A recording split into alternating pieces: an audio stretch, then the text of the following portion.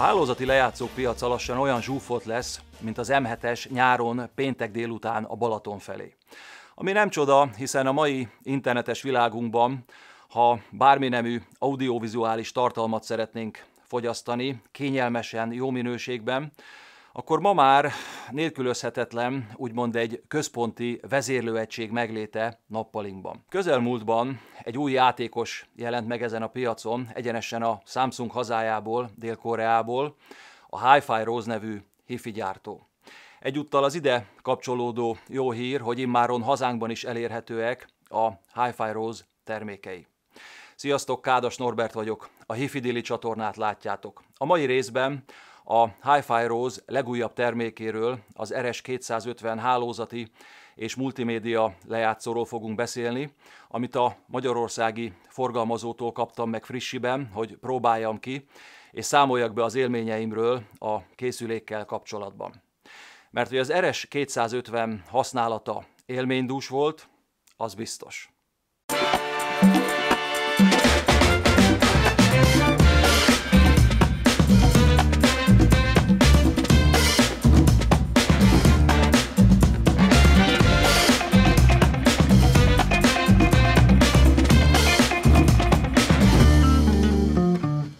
Maga a Hi-Fi Rose név valóban új a hi-fi világában, azonban ami mögötte van, ahonnan gyökerezik, az jóval régebbre nyúlik vissza. Ugyanis a technikai háttér a Cytek nevezetű koreai szoftvercégtől ered, amit még anno a 60-as években alapítottak. Azóta az itt megszerzett tapasztalatukkal és tudásukkal felvértezve fogták magukat és beléptek a streaming készülékek piacára. A hálózatos zenehallgatás témakörében ugye kulcsfontosságú elem a megfelelő és könnyű irányíthatóság. Na most ők gondolták, hogy miért ne hozzuk ki a legtöbbet ebből a műfajból, vagyis megpróbálták úgy gazdagítani a felhasználói élményt, hogy ne csak a fülünk, hanem a szemünk is megkapja a maga inger adagját zenehallgatás során. Helyenként ez olyan jól sikerült, hogy szerintem néhány konkurens gyártó most csak irigykedve pislog lányos zavarában. A Hi-Fi Rose RS250 hálózati lejátszó jelenleg 850 000 forint környékén kapható, és amit tudni kell róla, hogy kifejezetten azzal a céllal tervezték, hogy egy audiofil, magas szintű hangminőséget nyújtson a használójának. Az RS250 tulajdonképpen a cég zászlós hajójának, a legnagyobb és legdrágább RS150 hálózati lejátszónak az elérhetőbb áru változata, ugyanazzal a high-end hangminőséggel, egy kicsit kevesebb szolgáltatással, kisebb kijelzővel, egy sudárabb, kompaktabb méretben. A belsejébe egy ES Saber 9038-as DAC-ot építettek, ami a DSD fájlok lejátszásától kezdve a full MQA dekódolásra is képes.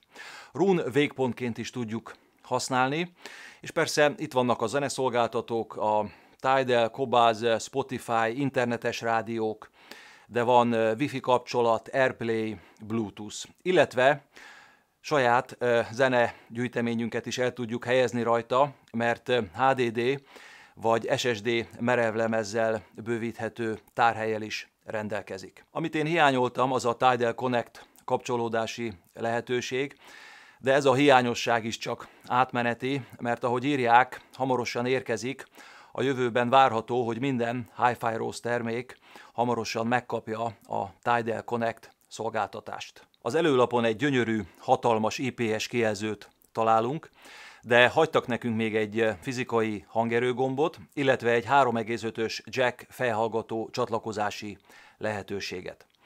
Fizikai hangerőgomb egyfelől mindig jó, ha van, legalább van mihez hozzányúlni, másfelől nagyon hasznos tud lenni, mert a RS250 nem egy nagy készülék. Kis helyes, kompakt méretei vannak. Úgyhogy én abszolút el tudom képzelni, hogy valaki majd az íróasztalán használja, ott meg aztán akár kézzel közvetlenül is tudjuk irányítani az RS250-et. Ha ránézzünk a hátoldalára, akkor szinte minden csatlakozási lehetőséget megtalálunk, amin keresztül be tudjuk csatornázni saját rendszerünkbe, elfoglalva méltó helyét az otthoni irányítótorony szerepében.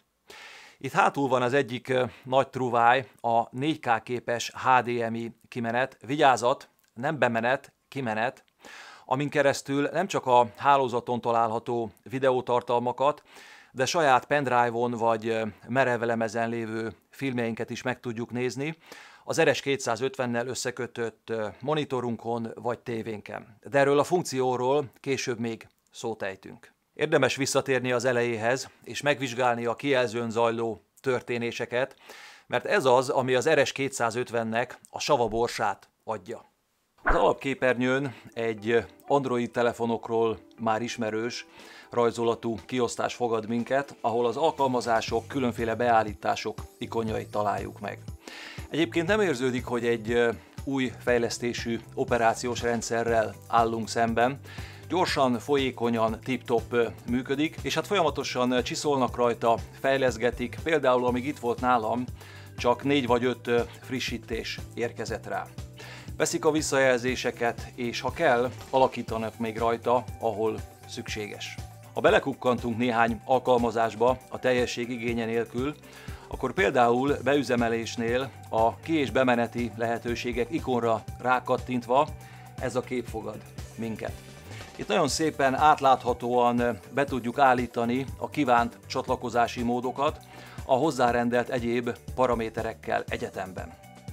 Aztán mindenképpen kiemelném a Hi-Fi Rose saját alkalmazásait a készüléken, mint például a Rose FM rádiót, ami így néz ki. Ennek a rádió alkalmazásnak egy régi vágású stílusa van, és a poén az, hogy miközben keressük az adókat, a jellegzetes recsegő hangot játsza be, amíg rá nem találunk egy csatornára. De még jobb a dologban, hogy az említett frissítések között érkezett az is, hogy a legördülő országlistában most már Magyarország is szerepel, tehát magyar adókat is be tudunk állítani rajta.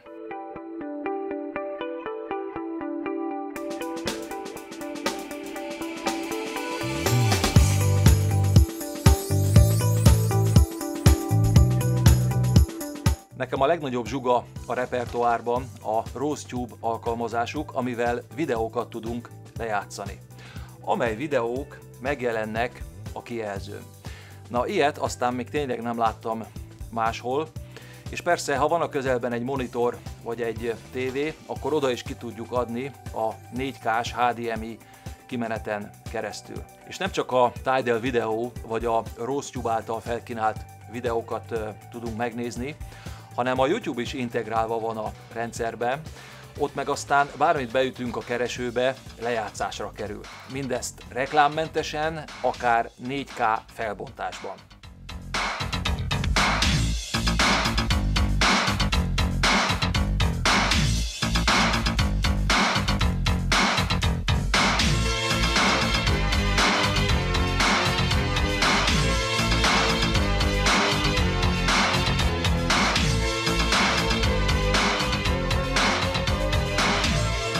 Egyébként kipróbáltam, hogy pendrive-ról mozifilmeket néztem vele, egy az egyben tökéletesen működött, úgyhogy ha tetszik, akár még filmnézésre is befoghatjuk az RS250-et.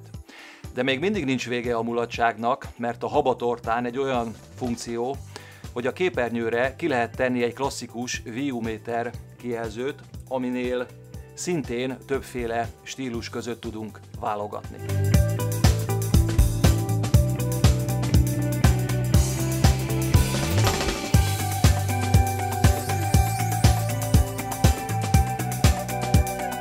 Ezek az újdonságok, újítások, főleg kijelzőfronton véleményem szerint igazán egyedivé teszik a Hi-Fi Rose RS250-et a versenytársak között. Mindenképpen egyfajta játékosságot, plusz élményfaktort csempésznek a zenehallgatásba. Ugyanakkor nem tagadom, bennem volt a kis ördög, hogy oké, értem, látom, a technikát beletették, az rendben van, de vajon hogy szól? Jól szól?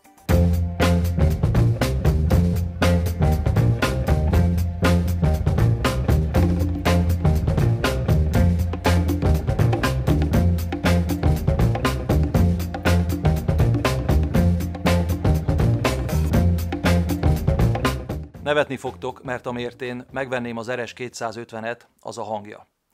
Hiába egy vadonatúj hifi gyártóról van szó, hála Isten, maximálisan odafigyeltek a hangzásra is. Szerintem egy abszolút felső kategóriás hanggal megáldott készüléket tettek le az asztalra. Érdekes, mert a hangját tekintve nincs semmi tűzijáték, hogy hú vagy ha, nem hajlítja meg a teret, hanem végtelenül arányos, pontos, úgymond egy profi megszólalása van. Ha hallottál már egy kiegyensúlyozott hangot, akkor ez az. Egyenletesen, harmonikusan szól rajta minden, legyen az bármilyen műfaj. Egy szóval nagyon hifi a hangja. Értem ez alatt, hogy semmit sem tesz hozzá, és semmit sem vesz el a zenéből. Hitelesen, hűen adja vissza a zenét. Személy szerint én kifejezetten szeretem, ha adott rendszerben a forráskészüléknek egy sallagmentes, pontos hangja van. Mostanában az egyik kedvenc zeném Yellow-tól a Till Tomorrow című dal, Till Brönner trombitással kiegészülve, aki éppenséggel egy szárnykürtön játszik ebben a számban. A szám elején van egy effekt, amikor a kürt hangja rövideket belefújva elindul a bal oldalról, és egy jó nagy körívet leírva átúszik a jobb oldalra. Az RS250 nem csak hogy szinte centire pontosan megjeleníti a hangszer helyét a térben, de ami feltűnt, hogy Till Brönner itt nagyon lazán, levegősen fújja meg a csövet. De még így is átjön hallani a szárnykürtnek azt a jellegzetes, mélyebb, gazdagabb hangtónusát. A Hi-Fi Rose RS250-nek roppant színes a hangja. Mintha egy plusz dukkor réteg kerülne a hangzásra, szinte vibrál, él vele a zene. Vagy amikor Cobemet hallgattam rajta, a másik, ami nyilvánvaló lett számomra, hogy az RS250 az időzítés, a tempó királya. Cobham zenéje ugye tele van ütős hangszerekkel. Ezek mind feszesen, energiával, tökéletes ritmusban szólaltak meg. Volt már olyan napod az életben, amikor végig kijött a lépés? Mindenhova odaértél időben, egyből találtál parkolóhelyet, a várt e-mailek megérkeztek, mindent sikerült elintézni a hivatalban. Egy eredményes, nagyszerű napod volt. Az RS250 valami hasonlót nyújt a maga módján, csak itt közben kezed-lábad mozgásba lendül, ha elindul a zene. A fejhallgató erősítő része is kiválóan muzsikált, bár a nehezen hajtható fejhallgatókhoz lehet egy kicsit kevés lesz erőben, mert például a Hi-Fi Man Sundara fejhallgatómnál, amihez azért kell a szufla, egészen 80-90%-ig fel kellett tekernem a hangerőt, amikor igazán belejöttem a zenélésbe. Egyébként fejhallgatón is hozza a nagyrendszeren tapasztalt hangzásvilágot. Aztán egy másik dolog, hogyha van otthon egy komolyabb, különálló dakkod, akkor érdemes kipróbálni, összekötni az RS250-nel, mert amikor én összehallgattam a Bluesun Note 2i RME Adidac 2 párosommal, akkor valami nem stimmelt. Ez a kettősnek a hangja nem így szokott szólni. Laposabb, kissé kásás volt a hangja. Mondom, várjunk csak. Fogtam az RME Adidac 2-t, és összekötöttem az RS250-nel. Lásd csodát, az Adi 2 hangja egyszerre felragyogott, az a bizonyos függöny szétlebbent, és nagyságrendekkel tisztábban, érthetőbben szólalt meg. Magyarul az RS250 hálózati lejátszó része, mint digitális futómű is elsőrangúnak bizonyult. Az jutott eszembe, hogyha egy maslakónak kéne bemutatnom, hogy a Földön milyen hangszerek léteznek, hogy szól egy gitár, egy zongora, egy trombita, hogy az emberek milyen gyönyörűen énekelnek itt a Földön, akkor talán az egyik legmegfelelőbb célszerszám a Hi-Fi Rose RS250 lenne a feladatra. Összességében nem lennék meglepve, ha ezek az újdonságok, ez a fajta szemléletmód a kivitelezésben, tervezésben, amit a Hi-Fi Rose bedobott a buliba, a jövőben megjelennének a kategóriatársak készülékein. És ha bár a RS250 850 000 forintos ára nem kevés pénz, ha a nagy képet nézed a hálózati lejátszók, all-in-one cuccok piacán, akkor szerintem egy egészen jó ár ezért a hifi termékért. Köszönöm, hogy újra velem voltatok, hogy megnéztétek ezt a videót. Ha tetszett és hasznosnak találtátok, kérlek iratkozzatok fel és nyomjatok egy like gombot. Ha van megjegyzésetek, írjátok meg a komment részben vagy e-mail útján. A viszontlátásra!